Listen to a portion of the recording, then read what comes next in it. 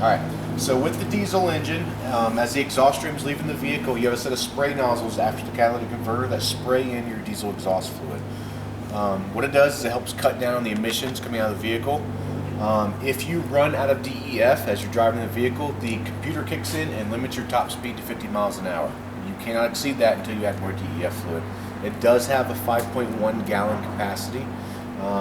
Roughly 8 to 12 fill-ups. It depends on how heavy you are on that accelerator.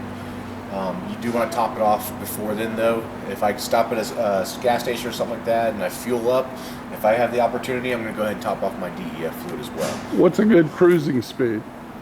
70, 80 miles an hour. Oh, okay. I mean, if you're on the highway, you can do it. Do you need any break-in time? No, not on the motor, not on the diesel motor. There is a gauge on the dash. Once we go inside, I'll show you how to access that. That way you can view your DEF level. Same thing for your oil dipstick. There is no dipstick inside here. It's done off the computer. So there's a gauge on the inside. I'll show you how to do all that stuff. There's a couple things I want you to pay attention to with this vehicle. Antifreeze level right here. So you give a minimum maximum line.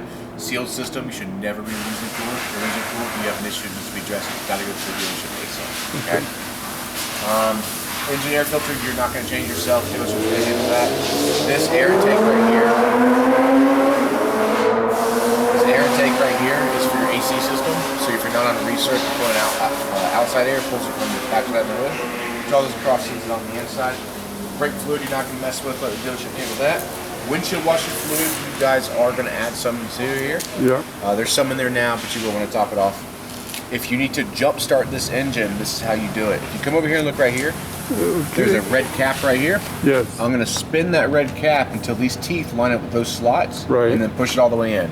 It exposes that piece of metal. Take your red alligator clamp it down right there. Take your black, go to that brass colored stud right there, and clamp down your alligator clamp right there. So that will let you jump start the engine. Okay. All right.